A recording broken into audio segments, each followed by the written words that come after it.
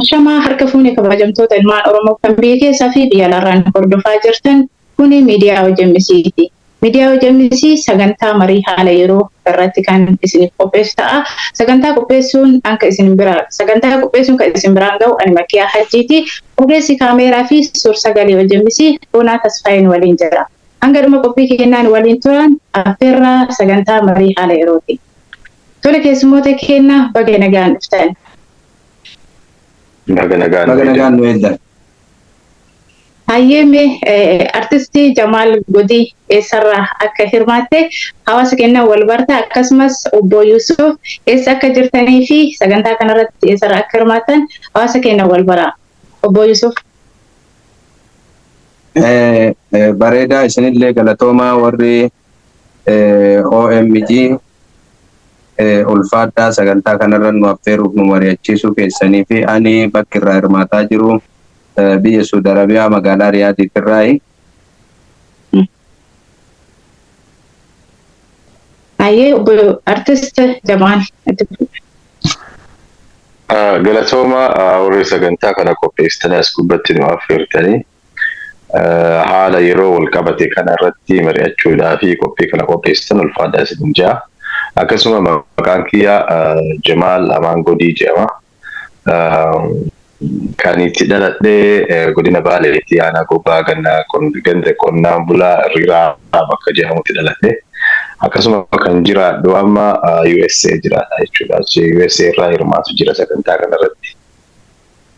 Tole galatoomii artisti Jamaal Godii. Mee sagantaa keenyatti osoo hin seeniin dura artisti Jamaal Godii akka artistiitti illee akka aktiivistiitti illee hawaasa keenya tajaajilaa jira. Lamaan kana keessaa kam? Kami ani lamaan iyyuu godhaatumaan jira, lameen iyyuu waloo bira ofitti jira.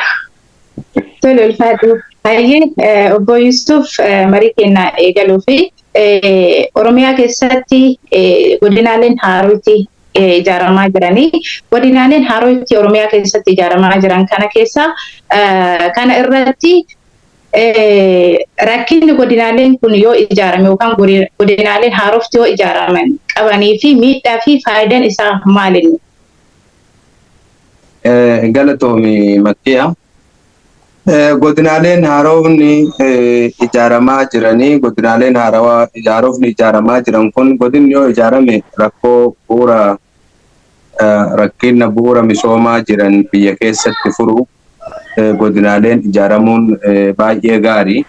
Namni tajaajila naannoo isaa kan itti dhiyaatutti argamu argatee tajaajila gahaa argatee gara misoomaatitti ce'uuf godinaaleen ijaaramuun baay'ee bareeda. Garuu kun ijaarsa akkasii waan hin taaneef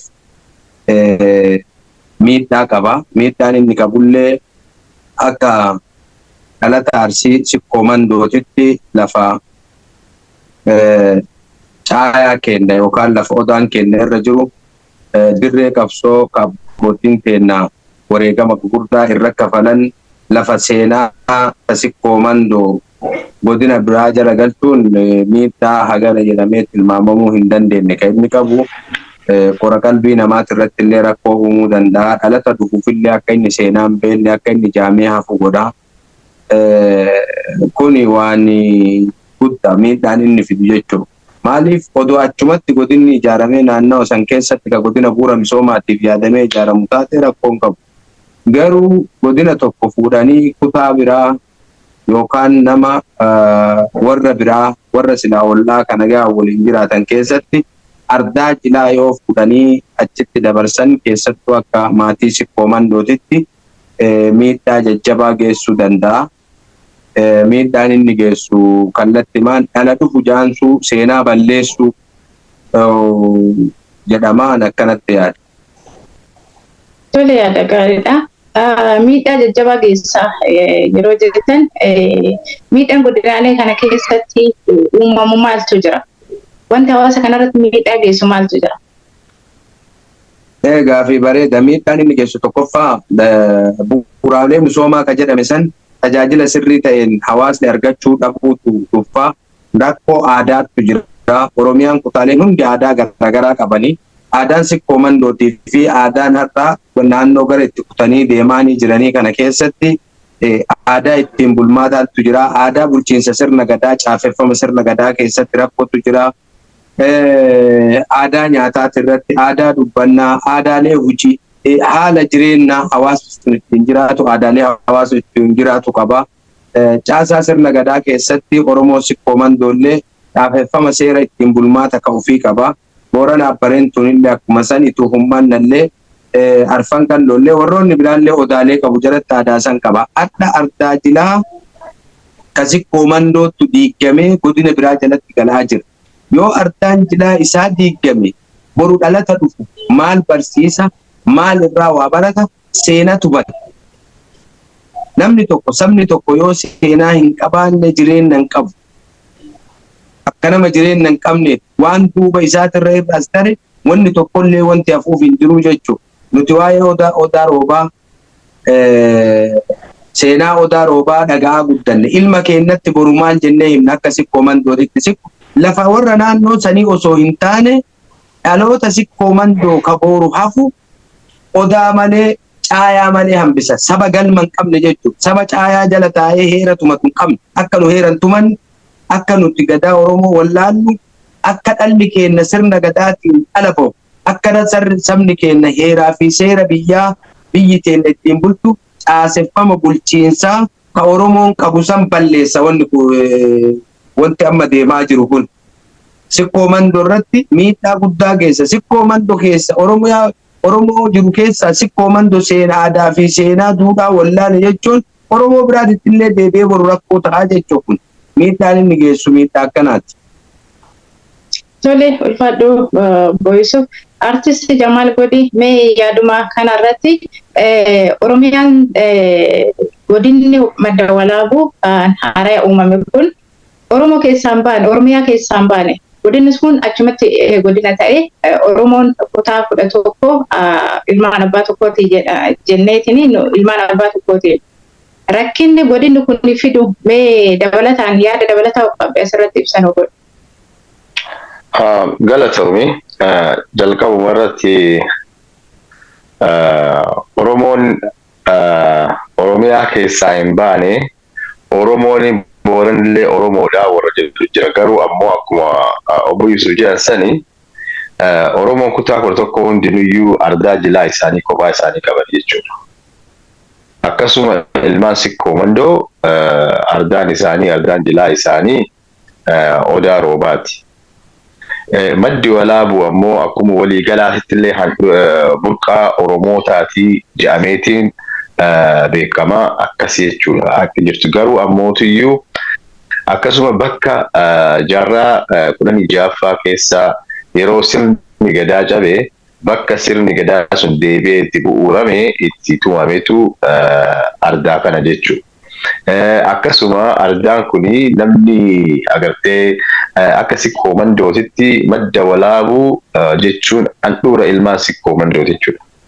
Handhuura kana mataa nama tokko mataa irraa muraniitiin sikkoo mandoo jiru. Akkasuma ammallee baaleen tunilleen laftummaan baalee tuni madda walaabuun alatti biyyan taatu baalee ta'uu hin dandeessu madda walaabuun alatti. Kanaaf miidhaan guddaan kan jiru sirna hawaasa kanaa balleessuu ardaa jilaa isaanii fuudhanii bakka tokko galchuu wayita kana jennu Oromiyaa keessaa bahee yoo ta'in akkuma reefira deebi'ee jedhe Boorannis ardaa jilaa isaa mataa isaati qaba, Gujiinis qaba, Tuulamas akkasuma uummanni keenya arfan qalloollee maluma. Amma egzaampilii yoo jennee odaa bultuun Harargee keessa jira fuudhaniiti Arsii keessa galchuu hin danda'an.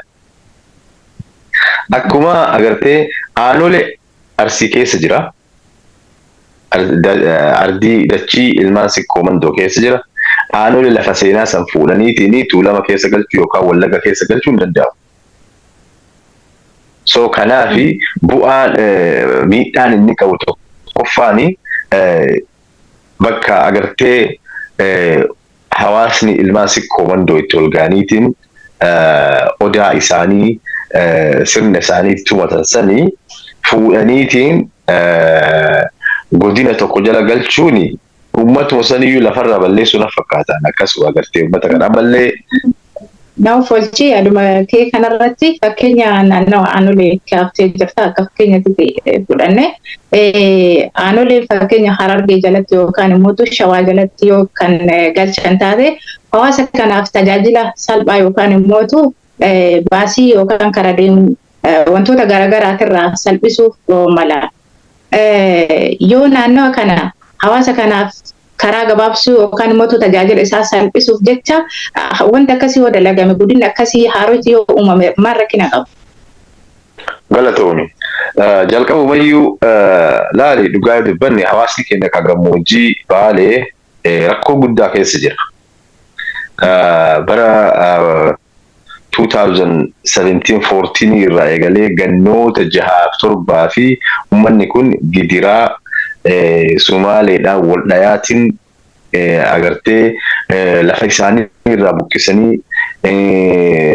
lafti uummata keenya irraa fuudhamee lafa Somaalee jala galee uummanni keenya hangadhaa muka jala jira. Muka jalatti badheetti sharaa jalatti wal horuu jira. Madda walaabuutii yoo deebine madda walaabuu hawaasni kan gaafate bu'uuraalee misoomaa gaafate hawaasni. Bu'uuraalee misoomaa jechuun lafa sirna gadaa tana lafa agartee ardaa jilaa kana muraatii Boorana jala galchaa miti. Dhugama mootummaan kun yoo misoomaaf ka yaadu taate hawaasni keenya kan godina Baalee keessa jiraatu kuni keessattuu kan madda walaabuu jiraatu kuni akka rakkoon jiru namni martuu ni beeka. Rakkoon bu'uuraalee misoomaa karaa haa ta'u ifaa haa ta'u bishaan haa ta'u hanqinni kun akka jiru addunyaan namni cuftu ni beeka. Kanumaaf uummata kana qarqaaraatiin turre waggaa meeqaa jechuudha. Waggoota kana mara namni kan ganda sanitti deemee qarqaaruuf waan kanaati. Kana ni beekna.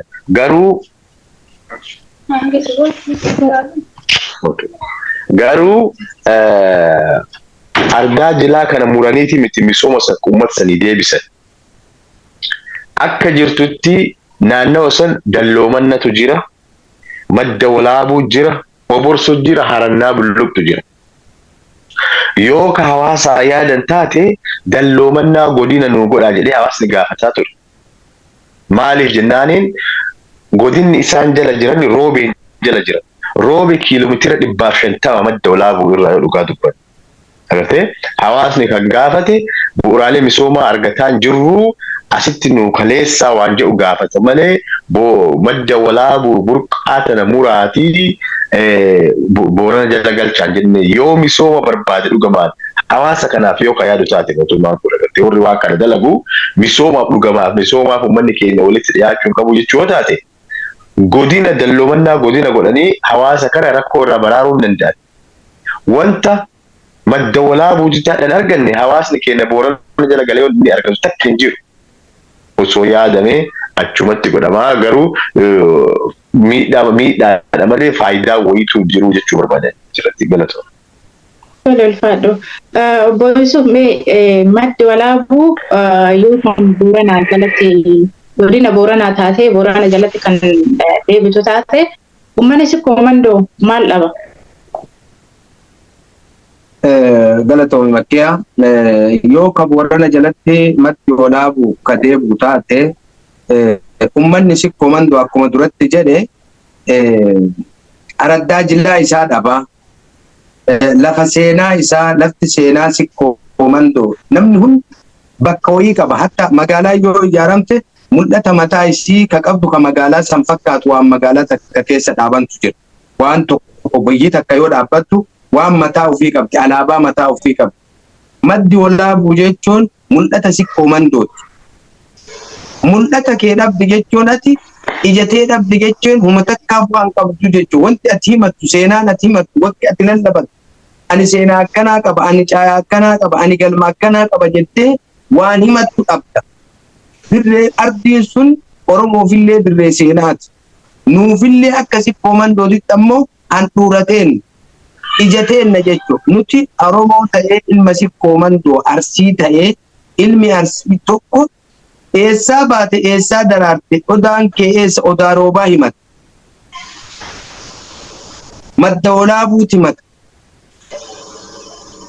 Kun waliigalatti seenaa sikkoo mandoo ajjeesu. Bar lafti sikkoo mandoo ka saamamtee cicciramtee garanaa garasiin cicciramee saamamee godinaalee biraa ka Oromiyaa jala jiru bar hedduu. Naannoo san gannaalee gama yoo baate haga nageelleen magaalaa daangaa magaalaatii fi nageelleen keessa yoo fudhatte Arsiin parsentii 60 hanga 70 akka ta'u magaalaa san harkaa qabu diinagdeen bulchiinsaan ulaagaalee garaagaraatiin ka magaalaa Booranaa keessa jiru nageellee Booranaa keessa jiru ilmaan Arsii. Kana namuu hin beeka. Gannaalee gamallee akkasuma yoo xiqqaate aanaa 2-3tu jira ka godina san jalatti kanaan duraa bulu jechuudha. Maaliif lafa Booranaa keessa jiran lafti daangaan lafa teennaa nuti gannaalee laga gannaalee fudhataan nu baasa. Kana Booranni illee raga yoo waamu Arsii abbaa gannaalee jedhee waama. Gaafa rakkatee diinni isa weeraramee rakkateetiin waamatu Arsii abbaa gannaalee naa waamaa jedhee Arsiin gannaaleen ce'ee gama bahee Boorana irraa yuudina buqqisaa ture. Kana warri Booranaallee sirri beeku. Nuti har'a kan jedhaa jirru ardaa jilaa keenya godina biyya lafa sikkoo mandoo keessaa baaftanii ittiin waamama isaallee bakka biraatiin nu jalaa hin galchina. Lafuma teenna keessatti godinni nu haa ijaaramu seenaa keenna badaa dhalata keenna jaamaa dhalateenna jaama dhala keenna seenaa malee guddata. Mee akkam jechaafuu hin tolaa himaaf tolaa. Abbootiin gadaa sikkoo mandoo godina Boorana bahaa jalatti yaa'ii geggeeffatanii odaa roobaatitti yoo jedhamee akkam walitti hin deemamaa? Waan hin fakkaan waan walitti hin deemne. Kanaaf nuti ka achi jiruyyuu Arsiin ittiin hin falmine. Ka gannaalee gama jiru Arsii. Arsii gannaalee gama jiru san Boorana jalatti akka hin bulle godina Booranaa jalatti akka itti waamamni isaan ta'an mul'anni isaa akka achi hin taane jenna. Araddaa jilaa keenya. Lafateen gara biraatiin nurraa hin murina. Arsiin achi jirullee achumatti ittiin haa waamamu. Booranni gannaalee gama jiraatu gannaaleen gamana jiraatullee akkasumatti odaa roobaatitti akkuma amma artist Jamaal jedhetti lafuma sanitti nuti achumatti magaalaan Dalloo akka godina nuu taatu. Hawaasni kennallee ka gaafate bu'uura misoomaatiif illee ka gaafate. Kuni waan gara biraatiin ammoo akkuma dhala jaamsuuf deeman kontirobaandii ittiin daldalu. Naannawa san albuudaalee garagaraatu jira, bunatu jira, waan jiru kana achirraa kaasanii hanga Afrikaa daangaatti keessa daldaluu fi kontirobaandii keessa dalaguuf kaadireen naannoo sanirra jirtu waan goote malee wannummaan tokko wanti Boorana jalatti lafa Arsii caayaa isaa, odaa isaa, dirree seenaa isaa bakka dirree Jeneraal Waaqoo irra lol awwaala Jeneraal Waaqoo guutuu gaala Koroneel Huseen Bunee Daraaraa fuudhanii godina biraa jala galchuun lafeen abboota teennaa ta Oromiyaaf lafeen isaanii caccabe. Ka Jaakamaa Keelloo faati xiyyaaraan gubbaa gattumaa turan har'a ilmaan isaatiin sirni sun yoo nurra deebi'ee waan akka kanaa godhamu. Kanan nama dhukkubsa akka sikkoo mandootitti. Hojiilee kanaan dura hojjetaman illee numa beekaa bar. Akka waan magaalaa Baatuu jitti hojjetame, waan Adaamtulluu jiddoo Kombolchaa, waan Bulbulaa, waan magaalaa Abboosaa. Naannawaa kana keessa magaalota gurguddoo lafa istiraateejii, lafa misoomaa har'a bar iddoolee araddaalee kama kana fakkaatan ka Shawaa Bahaa jala jiru jira bar. Har'a horri lanni Baatuu gadaamiiwwan gurguddaan amantii jaarraa 16ffaa keessa bakka san jiru Tullu Guddoon faati Shawaa itti waamamni Shawaa Bahaa jan nama yaachisa. Iddoo turistiin meeqarraa galu bakka galiin meeqarraa argamu lafa jallisiin bu'uuraaleen misoomaa fi Afrikaa warshaaleen meeqa irra jiru. Naannoon kun guutuun isaa godina biraa jala jira. Garan as deebitee jetti Harargee jala kan jiru jira. Garuu kanaaf uummanni Arsii Oromiyaa keessa jira waan ta'eef gaafilee akkanaatiif itti dhimmamee kanaan dura gaafii hin kaafne. Adda garuu Garanaa gara siin lafoonni kukkutaniif saboota biraatiin wal nu lolchiisu, waliin nu buusu, akka nuti saba gosoota Oromoo kan wal jaalannuun fira taanee jiraannu kana wajjin akka Oromiyaan nagaan argan. Maaliif hawaasni Arsii kun Arsiin uummata guddaa gara miliyoona 16 hanga miliyoona 20 ta'a jedhamee uummata tilmaamamu kana garanaan Booranaa wal lolchiisuuf, garanaan uummata Tuulamaa wajjin wal lolchiisuuf, gara kaaniin uummata ituu fi uummanaa wajjin Arfan Kalloo wajjin wal lolchiisuuf, gara kanaan Soomaaliyaa jedhanii gosa garaagaraa walitti ijaaranii wal lolchiisaa hojjetaa turan. Garuu hanga ammaa uummanni Arsii uummata heeraa fi seera qabu waan ta'eef uummata obboleeyyan isaanii tokkoonillee osoo waliin lolin yaada hunda irratti walii galee marii furmaata mariin oottu dhufeen seera Arseetiin nagaya waliin jiraataa jira. Nagaya kana dhoorguuf kaadireen amma kara garaagaraatiin gara itti waliin buusanii dhabanii waan abboota isaaniitirraa dhaalan har'a nurratti illee kadhalatillee akka waan nurra guddatee fakkaata. Lafeen abboota keenyaa obsinee gara gaddachaafannee deemaa turre kanaan durallee. Millikii wajjin ta'anii nu dhahaa turan, Haayila Sillaasee wajjin ta'anii nu dhahaa turan.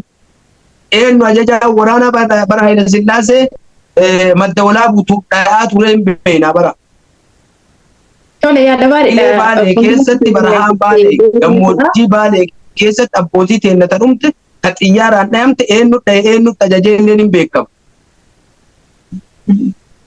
Kana hunda isaa yeroo silaa dhiifamaan irra walii tarrutti madaan taane har'allee fidanii waan biraa jidduu kenna kaayuuf deemaa jiranii hawaasni Booranaallee hawaasa hayyuu hawaasa beekaa waan kana irraan fudhanne nu kana godhaa hin jenneeni waan kana hin feenu jedhee mormataa jira. Booranillee waan kana waan fudhate hin qabudha.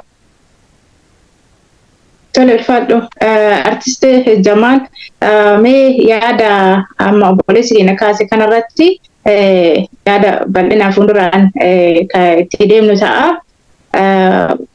Kaabinoonni Oromiyaa yookaan mootummaan bulchitoonni Oromiyaa jechuudha. Kana dura namoonni godina tokko yookaan godina biraatti deemee akka hin bulchine yookaan kutaa tokkorraa kutaa tokkotti kutaa sanii kutaa san akka bulchuu fi tajaajilu. Wantoota akkasii haasaa turan. Har'a mootu lafa muraniitiin godina tokko jala yoo galchan mee yaadni isaaniitii fi gochi isaanii waliin faallessu artist Jamaal. Baay'ee wal faallessa dalagaan isaan dalagaa jiranii fi haasofni isaan haasan walitti dhufu. Maaliif jennaaniin wanti isaan haasanii fi dalagaadhaan ibtu uummata kanaa yoo yaadanii namni tokko silaa akka seeraatitti illee namni ganda ofii bayeessan nama ganda keessaa bayeessantu beeka. Naannoo ofii nama santu beeka. Nama santu bulcha. Garuu wanni deemaa jiru walumaa galatti lafa Baalee namni bulchaa jiru eenyu akka ta'e obbo Yusufitti tuqanii jiran irraa reefii namni martuu ni beekaa jechuudha. Kanaafi sila akka haasaa isaaniitiif ta'e silaa kanayyuu godhani. Garuu ammoo wanti kun ka godhamee fi kuni qabatama beekamaadha. Lafa ilmaan sikkoo mandoo tana lafti qabdii kennamtullee Dali wanti tokko gaafa namtichi kun aangootti dhufe bara 2018 keessa jechuudha. Gaafa namtichi kun aangootti dhufe ni yaadattanii obbo Yusufaati yaadachuu malanii miliyoona 300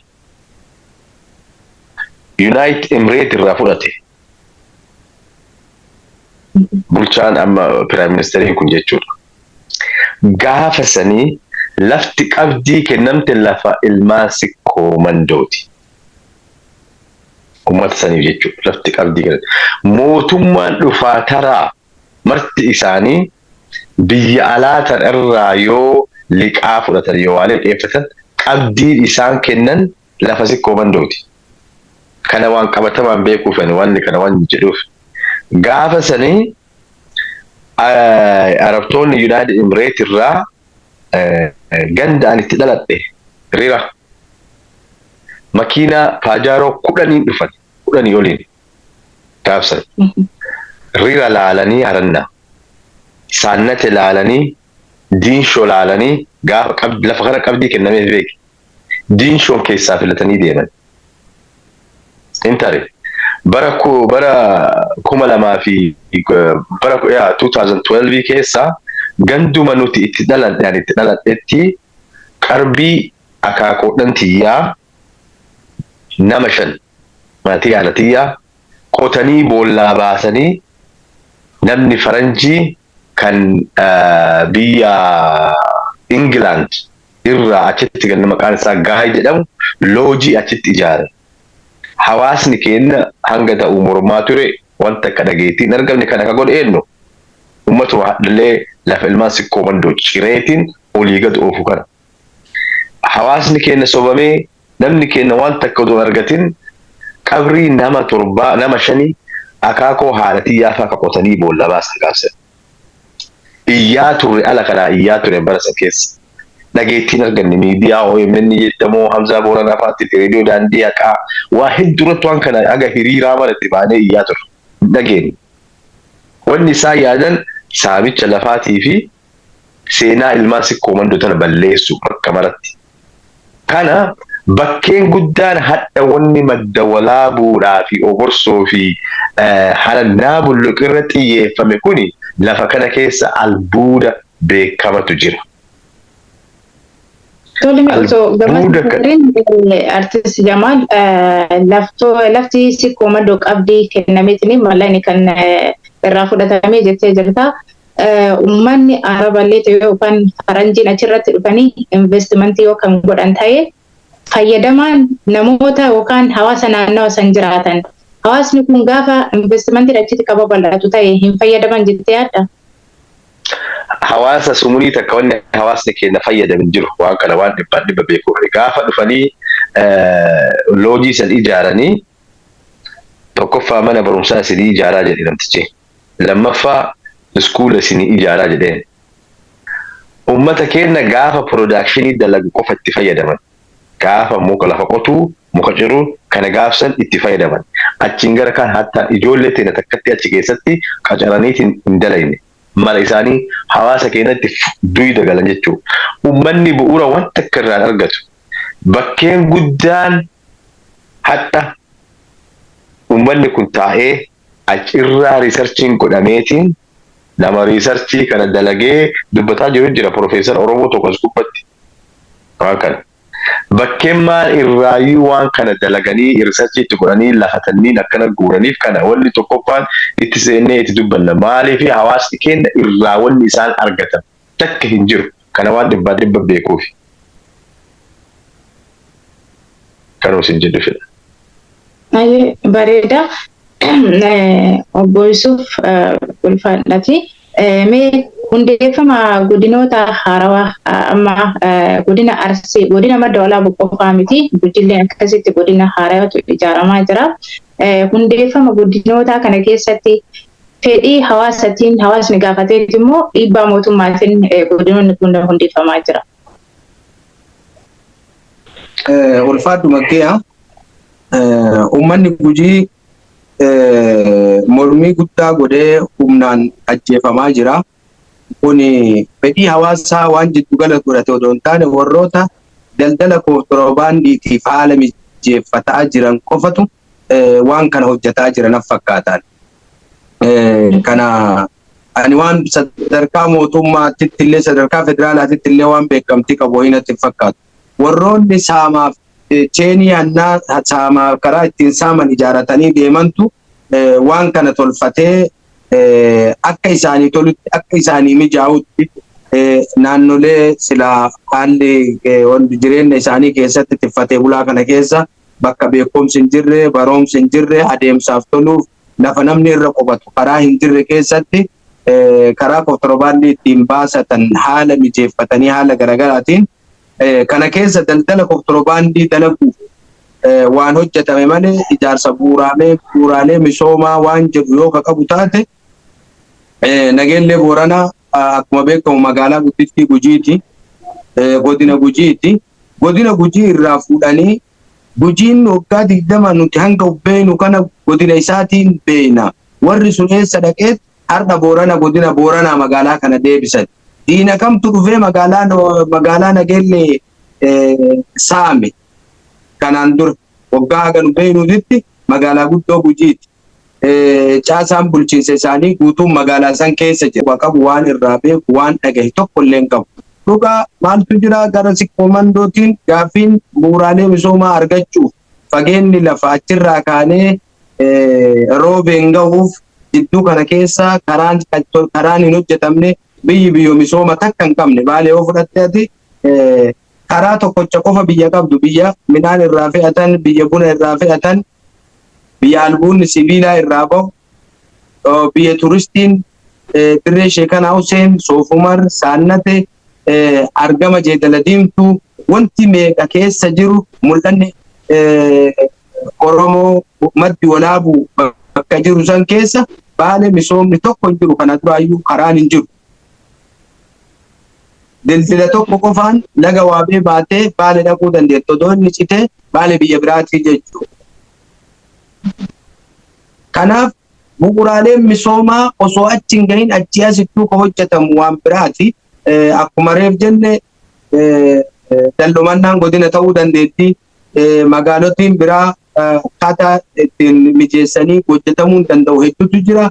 Kun waan misoomaa barbaadamu osoo ta'e ka ta'u taate karaa qamadii ittiin fe'atan tolfatan sila. Qamadiin adda gurguramaa jiru akkuma reef artisti Jamaal jedhe qamadiin adda Itoophiyaan misoomtee midhaan nyaataa gara alaatti ergaa jirti jedhamee haasayamu kun parsantii 90% ol lafa Baaleetirraa qabee yookaan lafa sikkoommandootirraa qabee jechuudha. Kutaa Baalee keessa qonni bal'inaan jira. Durumaayyuu qonni sunuu maal ta'ee jira? Lafti qonnaa sun federaala jala galee federaalaan bula. Ardaayitaan federaala ka Baaleellee akkasumatti federaala jala bula. Kunniinuu dhiibbaa gurguddatu jira. Uummanni sikkoommandoo kana hunda dhiisee keessaa fe'ataniitiin deeman. Yeroon qamadiin fe'amu bona haala mijeeffatanii jiran wanni hundi tolee jira. Hawaasaa odoo yaadanii kadhatu jira. Namni keenya waggaa waggaatti karaa takkatti qilee Washaatii fi Adaabbaa fi Diinshoon jidduu jirutti yeroo meeqa namni dhumu. Karaa mijataan hin turre. Inni iyyuu hanga bahe waggaa 10 wayi deengadda jechuudha. Kana jechuun hawaasa keenya hawaasa sikkoommandoo kana mootummaa dhufaa darbaan sodaa ta'ee waan ta'e beeku mataa keessa gadhahuu akka inni mataa waliin qabanne godhu. Kanaafuu ammallee murtaa'e kana keessattuu dhalataan sikkoommandoo maaltu jira waan kana keessatti bakka bu'aa qabaachuu qabdaati. Federaalizimiin dhugaa yoo ka jiraatu taate sikkoomandoon bakka bu'aan sikkoomandoo kaloqoda sikkoommandoo beeku aadaa sikkoomandoo beeku ka seenaa sikkoomandoo beeku yoo dubartii taate taqanafaa beeku taanfalaa beeku bulchiinsa warra kanaa kana keessatti kun argamuu qaba. Kunuun jiru har'a sikkoommandoo irraa namni akka sikkoomandootti dubbatu waa'ee sikkoo namni isa dhukkubsu nama tokkocha waamuu hin dandeenyu. Dhiifama obbo Yusuf yaada ta'ee jedhamee waan sikkoommandoo mataa cabsu sikkoomandoon laaffisuu ijaarama ilmaan arsii kana laaffisuu irratti hojjetan karaa garagaraati. Yeroo garii duula Soomaaleetiin yeroo adda addaa daangaa san irratti gosootuma arsii akka waan Soomaaleetitti gosa garagaraa waan adda addaa ijaaratanii rakkoolee garagaraa uummata daangaa irraa buqqisaa beelessaa qursuma dhoorkaa lafa inni bishaan loon irratti obaafatu irraa buqqisaa yeroo yeroon Soomalee itti ijaaraa rakkisaa turan. Manni sikkoommandoo kan ofirraa qolataa ture ofirraa qofaami Boorana irraa kan qolataa ture waan beekamu akkuma duratti reef seensarra jedhe abbaa gannaalee naawaamaa arsii naawaamaa jedha Booranni ittiin mammaakan. Warra kun dhukkubsee kun rakkisee to'adha ardaa jilaa keenya diigaa jiru.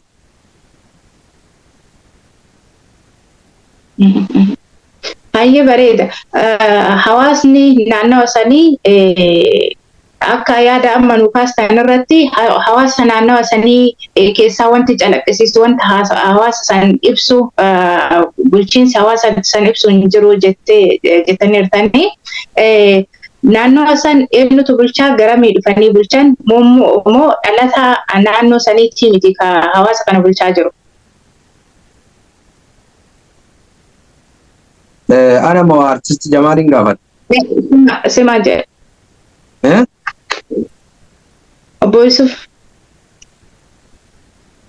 dhalataan bulchiinsa jechuun naannoo sanitti godina namni naannoo sanitti dhalate bulchuu qofaa miti. Namni naannoo sanitti dhalate gosa haala garagaraatu jira. Naannoo san bulchuu miti. Nuti akkuma federaalaatitti akkuma Oromiyaatittu caaseffama bulchiinsaa amma jiru kana keessatti an akkasi koomandootitti waan argu baay'ee hin qabu. Godina san aanaalee sanirra namni naannoo sanitti dhalate dhalataan naannoo sanii bulchuu danda'a.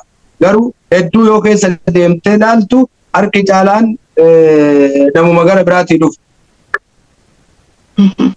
Achi qofatti miti of qofa bulchuu miti federeeshiniin bakka namni su bu'e hanga muummicha ministeeraa cinatti illee argamuu qaba namni kan kee waan keessirraa dubbatu.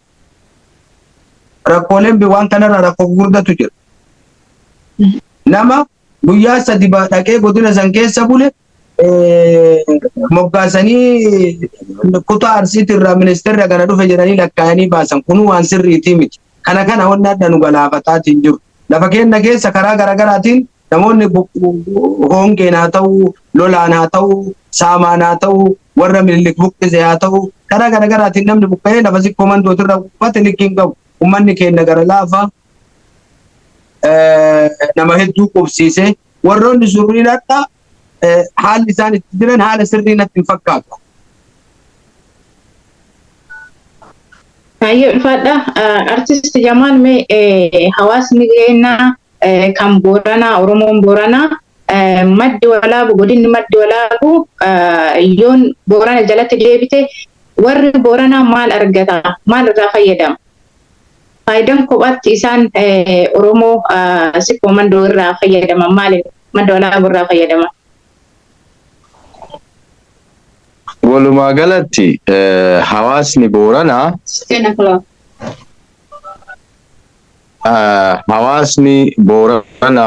waan kana bu'aa irraa qabnallee bu'aa irraa argannallee hin jennillee ammallee mormaatiin jiran jechuun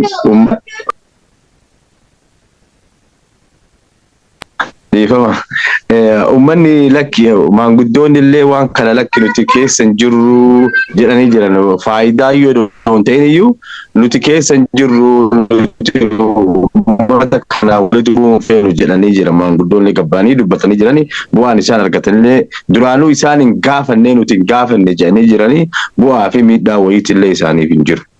Waa'ee lafa madda walaabu irratti jechuudha. Tole bareeda. Jamaal asumarratti hawaasni keenya erga gamanallee fedhii isaanii hin ta'in kan mootu madda walaabu hawaasni si koomandoo madda walaabu keessa jiraatullee fedhii hin ta'in mootummaan kun dhiibbaa maalitiin hawaasni kun walitti bu'iinsi biraa hin uumamu Oromummaa kana gidduutti rakkinni biraa hin uumamu. Wannummaan guddaan barbaadameyyuu karaa sanuma walitti buusuudha. Hawaasa nagaa waliin jiraatu waliin naqanii isaan aangoon isaanii akka dheerattuuf waan barbaadanii waan kana godhan malee waan birootiif miti. Hawaasa Booranaatii yaadaniiti miti. Uummata baay'eetiif yaadaniiti miti.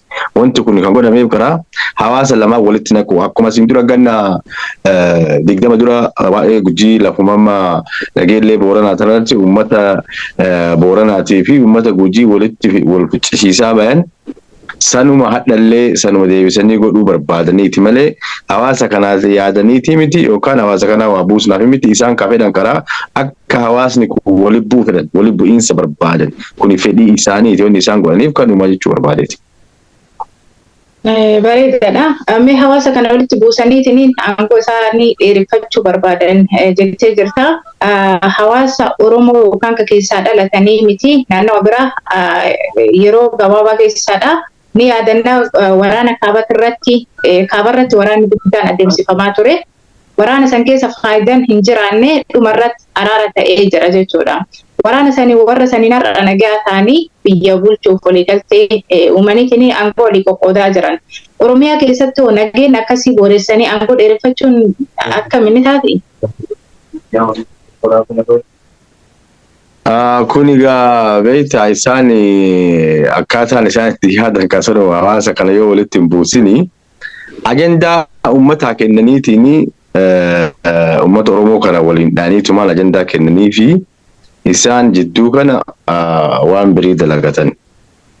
Kanaafi kuni sirnu aadama mootummoota Itoophiyaa kanarraa dhufe agartee uummata hawaasa waliin buusuun hawaasa lamaa ka waliin jiru akkuma bara 2017 keessa ni yaadattanii uummatuma hadha biyya bulchaa jiru kanatu ummata keenya kan Harargeetii fi Sumaalee ummata keenya kan daangaa Baalee irra jiruun ummata kana waliin naqanii akkasitti faayidaa keessaa argataa turan jechuudha. Hadhallee sanuma wanti mootummaan kun dalagu akkasuma wanni garaagarummaa wayiitu hin jiru.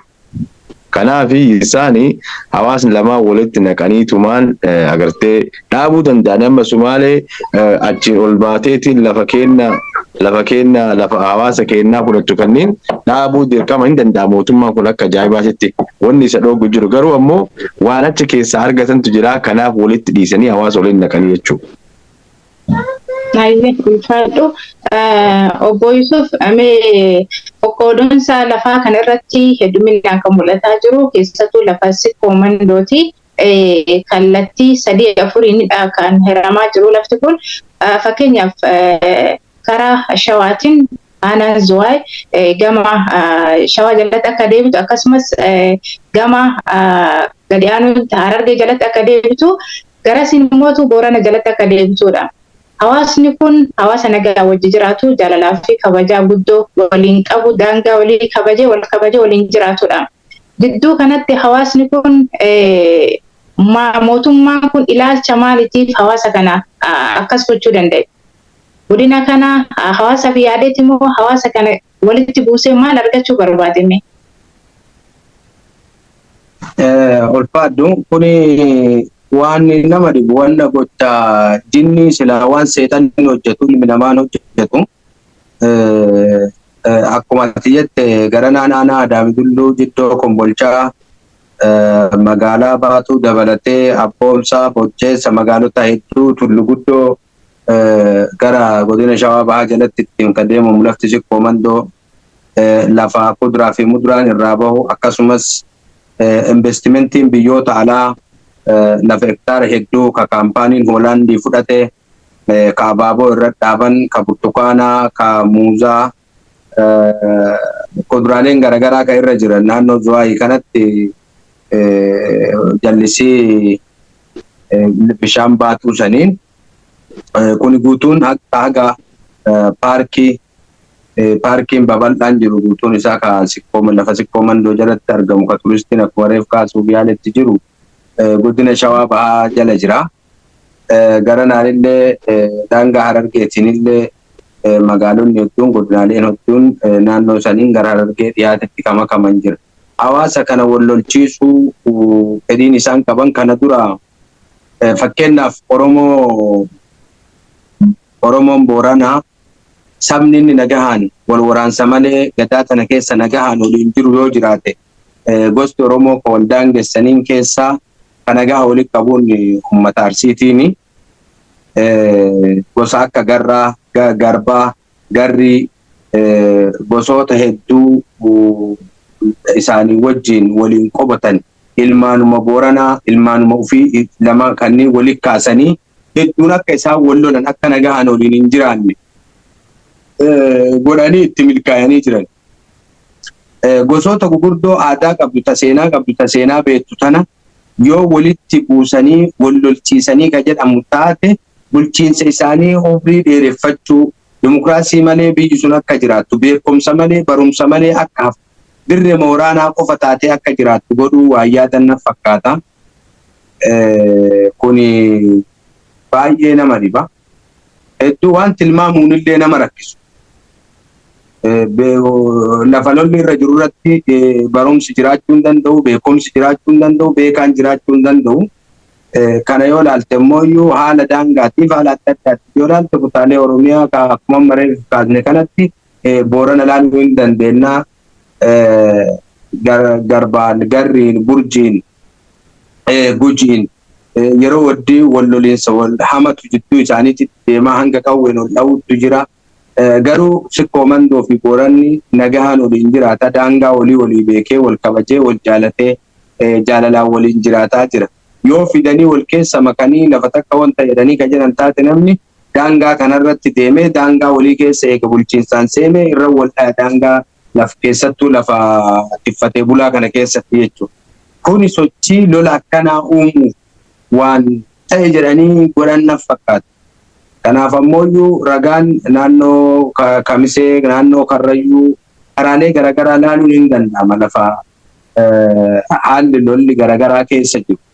Yaaliin guddatu jira lafa amma lafa Arsii gara Baalee jiru kana keessatti daangaa irratti gosootuma Arsii walitti ijaaranii akka wal lolu godhuun waggaa 3 waggaa 4 kana dura waan dur hin beekamne naannoo maddaa kanatti nama tolaa buutitti wanni mudatu waa baay'eetu jira. Akka nama daangaa irra wal lolee kaan gosa Soomaaleetitti akka waan inni galuuf fakkeessanii gosuma Arsii kana ka hodhoofsisanii irra hojjetanii tumaan wal lolchiisan hedduutu jira. Kana jechuun maali waan kana milkeessuuf jecha lafa jala kanaan dura waan itti hojjetamaa itti qophaa'aatiin turanii waliigalatti hawaasa Oromoo walii diinimsuu akka inni waliin tumsine godhu garagaratti yaasanii maraa walii diina godhanii bituuf akka itti bulchiinsa diinummaatiin hawaasa tolchatanii waliin jiraachuun fakkaata wanti waan akkanaa godhaniif. Tole ulfaata. Artist Jamal mee yaaduma Obbo Yusuf kaasan kanarratti lafa keessayyuu yookaan Oromiyaa keessayyuu irra hedduminaan qoqqoodamaa kan jiru lafa sikkoo mandoo. Hawaasa kanarratti maaliif xiyyeeffatan? Hawaasa kanarratti gara waanuma sirna Minilikirraa dhufe natti fakkaatan agartee hawaasni kun didaadha. Hawaasa eenyuufuu gadi hin jenne gaafa harmaa farka muramellee hawaasni keenya dideetiin murame okay jedhee fudhateetiin ni miti. I think sodama ummata kanarraa qaban na fakkaatan akka jirutti agartee baay'ina ummata kanaa dachii gabbattuu hawaasni kun qabu seenaa hawaasa kanaa balleessuu warra barbaadu agartee waan durii walitti qabatee waan kana godhuu fedhaniin jedhanii agartee bal'ina ardii hawaasni kun qabuu fi agartee diddaa hawaasa kanaa waan beekaniif wanni tuttuqanii nu laalanii fi kanaaf na fakkaataan akka yaada kiyyaatti ta'ee dogongoree hin beeku. Tole bareeda. Hawaasni kun dhiibbaa irratti deemaa jiru kana osoo Baalee diidaa gadabi hin jedhin ofirraa qolachuuf furmaanni hawaasa kan hawaasni kun godhuu qabu waliigalteen hawaasni kun godhuu qabu maalidha jettee yaadda? Walumaa galatti maddi walaabuu handhuura sikkoo mandooti jennee jirra. Keessattuu qabrii maanguddoota lafa tana tiksuudhaa fi lafeen isaanii irra caccabetu achi keessa jira. Oromiyaa guutuu yoo taate Jeneraal Waaqoo guutuu rabbiin isaanii araaramu madda walaabu Oromiyaa ma keessa Finfinneen maan awwaalin Finfinneen handhuura Oromiyaatiimi madda walaabuutti nagalchaa jedhan. Rabbiin isaanii araaramu Haaji Adam Jiloo maal jedhan achitti nagalchaa jedhan. Madda walaabuutti na awwaala jedhanii wanni isaan Ameerikaa irraa dhaammatanii asii fuudhanii galchanii fi achi bakkee lafeen isaanii itti caccabde agartee qabsoo qonnaan bultoota jedhameetiin yaamamaa ture qonnaan bultoota miti. Qabsoo gootota baddaa Baaleeti. Achirraa bu'uuri achii ka'echu bakka Dhoombir irraa dhuka'etu gandasan. Bakka qabsoon irraa dhukaatetu gandasani. Kanaafi uummanni kun haqa isaanii kana gabbayee falmachuudhaaf haqa isaa kana gabbayee falmachuudhaaf afaan takka gadabii Baalee gadabiif diidaa wal ta'eetiin afaan takkaan gadi bayee falmatee lafa isaanii lafa ardaa jilaa kana deeffachuun hawaasa kanarra jira. yoo callisanii of ilaalan wanti kun waan dhaabataa jiru miti. Qeerroon dammaquu qaba biyya keessaa. Maanguddoonni mormaa jiranii waan kana hedduu mormaa jiran. Akkuma maanguddoonni keenya mormaa jiran jallaan jira ka waan kana fedhu. Akkuma reef jedhame san warra bu'uuraalee misoomaa yookaan investimentii irra banachuudhaa fi waan kana hayyamaa jiru jira. Wanti kuni uummata biyya keessaa qofaa miti, kaabinoota biyya keessaa kaadiroota qofaa miti. Hanga ala kanaa walitti hidhatanii waan kana oofaa jirantu jira. Warra ala kanaa harka keessaa qabu jira. Waan kana propose godhetu jira ala kana keessa. Kanaafi warri kuni martinuyyuu wanti sun seenaa muranii dabarsuu, seenaa waan ilmee tanteetti dabarsitu san imaanaa waaqoo guutuu nutti kenne rabbiin isaanii alaramu. Haaji Adam Jiloo, Koloneel Alii Cirrii, Huseen Bunee bakka lafeen isaanii caccabde san dabarsinee nuti hadda akka ilmaan sikkoo mandootti dabarsinee kennuuni salphina guddaadha. Ilmaan sikkoo mandoo bakka jirtanii gadi bayaa falmadhaa waan kana irratti. Kanumaan wal qabatee warri mootummaa kana keessa jirtanillee duuti teessan du'uma. Falmattullee falmachuu baattullee numa duuta. Uummata achi keessa teetteetti bu'aan qabdu wayita harka baasanii wayita harkadhaan yoo hirribaa dammayte malee ka paarlamaadhaaf caffee keessa illee jiru wanti ka deemaa jirtu dhugaa walitti himnaa naannoo Oromiyaa mootummaa Oromiyaa qofaa miti. Federaalaa Biraanuu Juullaa keessa jira waan kana. Biraanuu Juullaa maali dalagaan isaa isa ministeera waraanaati. Maanguddoota namni dubbise isa. Keessa jira waan kana. Biraanuu Juullaa keessa jira jennaan gubbaa irraa dhufte jechuudha. Piraayim ministeerri irraa dhufte jechuudha dubbiin. Kanaafi ilmaan sikkoo mandoo bakka jirtanii waan kana gadi bayaa falmadhaa. Falmii qofaan uummanni Gujii falmatee irratti wareegamaa jira. Dhugaadhaa hawaasni keenya maanguddoonni abbootiin gadaa waan kana tasgabbiidhaan akka aadaa sirna arseetitti hayyummaadhaa fi wayyummaadhaan teennee akka arsoomaatti teennee mari'annee waan kana yoo dandeenye deeffanna jedhanii hawaasa qabbaneessaa turan. Wanti sun amma achi bira kutaa jirti. Kanaafi akka Gujiin gabbayee falmatan Oromoo sikkoo mandoona ta'ee wayiitu hin jiru. Hadha ardaa keessirraa fudhatanii borusiyyuu lafarraa si balleessan. Kanaafi hawaasni keenya gaafii ati hawaasni maal godhuu qaba jetteefi afaan tokkoon gadi bayee falmachuu qaba. Hanga lubbuutii yoo barbaachise uummanni keenya gadi bayee waan kanarratti falmii godhuu qaba. Kanuma wannan jedhuu barbaadu. Galatoomne. Artist Jamaal ati artistiidha. Artistiin sagalee dhageettii fi sagalee hawaasati. Ati akka nama artistii tokkotti hawaasa kana keessa baay'eetitti gahee maalii godhaa jirta? Gahee maalii taphataa jirta? Hawaasa kanaaf maal dhaamsa maalii dhaamafii jirta? Waan sirraa eegamu takka ati maal godhaa jirta gama keetiin? Galatoomii akka gaafa wanti kun dhufeeti hayyoota hedduudhaan walitti dhufnee waan kana irratti mari'ataa turre namoota tokko miidiyaa kana gubbatti haasaa turre marii guddaa godhaa turre akkasuma hayyoonni ilmaan arsee maanguddoonni piroofeesara doktoroonni walitti dhufanii waan kanarraa waan bareeda dalagaa jiran. Isallee keessumatti walumaan dalagaa jirra walumaan irra mari'ataa jira. San bira dabree akka kiyyatti akka ani akka Jamaal Goriititti hawaasa kiyyaaf sagalee ta'u jira. Sagalee ta'uuf ammallee sirba madda walaabuu handhuura ilmaan sikkoo mandootii kan jedhu hadha galgala yookaan aga boruutitti gadhiifamuu deema irra dalaguu jira jechuudha. Poostariin isaa beeksisi bahee jira. Studio jira hatattamaan dubbii hatattamaati waan ta'eefi boruuf iftaanitti isin bira gahaa jechuu barbaadeeti. Ramadaan illee dhufu jira xiqqoo dhageeffattanii bira kuttanii jechuudha. Tole ana dhufu siin jenna. Hayyee bareeda waan baay'ee dalagaa jirta jabaadhu siin jenna.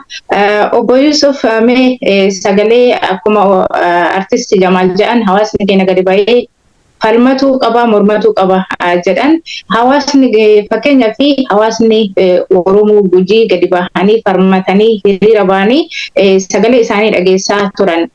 Hawaasa sagalee karaa nagaatiin sagalee dhageessaa turan kana dhukaasni irratti banamee lubbuun isaanillee dabaree jira. lubbuu hawaasa dabaree fi mormii hawaasa kana mootummaan hangam ta'e dhaamsi hawaasa keenyaaf dhaamtan yoo ka jiraatu taate dhaamsa waliigalaa obbo Yusuf mee hawaasa keenyaa maal dhaamtan? Hawaasni keenya akkuma amma obsaan eeggataa jirutti waan hayyoonni isaanii fidaniif waan abbootiin gadaa jaaroliin biyyaa gaafii mootummaa gaafataa jiran deebii eeggatu jiranii hanga deebiin isaa deebuutti obsaan eeggataa gaafa ammoo deebiin manguddoota teennaa fi hayyoota teenna gaafiin hayyoota teennaa ka gaafatamaa jiru karaa sirriitii yoo ka hin deebinu taate warroon uf qopheessee hiriira karaa nagaa hiriira nagaa bahuuf qeerroon sikkoomandoo qophii guddarra jira garuu karaa nagaatiin abbootii gadaatii fi manguddoo teennaaf deebii bareeda hin deebisan jennee abdii eeggataa jirra ammaaf. Tole galatooma artisti Jamaal mee yaada xumuraatii fi dhaamsa hawaasa keenyaa qabdu yoo jiraate. Galatooma anillee akkuma obbo Yusuf jedhan sanii adda manguddoonni keenya arsaa kafalanii waan kana mormutti jiranii akkasuma abbootiin gadaa gamoo mootummaa keessaallee hooggantoonni tokko tokko waan kana mormu jiran garuu ammoo wanti kun waan hawaasa abbootii gadaa yookaan manguddoota qofa odoon ta'ini hawaasa cufa ilma sikkoomandoo nama ilmaan arseef hin jedhu mara barbaachisa jechuun kun. Kanaafi akkuma jedhame manguddoonni waan dalagaa jirte hawaasni qeerroon qophaa'ee eeguu qaba waan kana. Maali jennaaniin madda walaabuu waanuma salphatti muranii magaalaa roobee muraniitti wanni jala galchanii beektaa laal magaalaa goobbaaf roobee magaalaa tokko godhu jiran. Magaalaa wayii muranii dabarsutu barbaachisaadha. Malee wanni ardaa jilaa guddaa hagas ka'u lafa seenaa lafa gooton irra caccabdee tiksitee asiin geette lafa xayyaara xiitii takkattiidhaan xayyaara harcaasan irraa. Keessattuu oborso jechuun lafa gishuu jaarraa faati keessa qabsaa turan. Maddi walaabuu lafa guutamaa hawaas lafee guutamaa hawaas achi keessa jiraadha. Lafa kana muranii dabarsu jechuun ani uummatatti himuu hin danda'u. Ni beeka uummanni keenya. Kanaafi walumaa galatti hawaasni sikkoomandoo waan kanarra dammaqee baay'ee dadhabee rafiinsa keessa jira dhugaa. Maanguddoota qofa dalagu jira. Abbootii gadaa qofa tola jira. Hawaasni rafutti jira. Kana likkii walumatti himuu qabna. Hawaasni keenya gadi bahee sagaleeyyuu ta'an jiru miidiyaa irra hin jiru. Wanni wal jalaa dhoo isin wayiitu hin jiru. Miidiyaan gurguddaan Oromoo tokko isaa waan kanarraa dubbataa hin jiru. Ijoollee tokko tokkotti TikTokiidhaa fi Facebook irratti haasa'aa jira. Amma gara hayyoonni walitti dhufanii waan kanarra mari'atu jiran. Gama miidiyaatillee gama maraanuu uummanni gadi bahee waan kanarratti falmii of duuba deemuu hin dandeenye godhuu qabanii jedha galatooma ulfaadha. Hayyee artisti Jamaal Godii fi obbo Yusuf Gammadaa turtii waliin gootanii yeroo keessanirraa aarsaa gootanii hedduu ulfaadhaa sagantaa biraatiin hanga walitti deebinutti nagaaf nuti.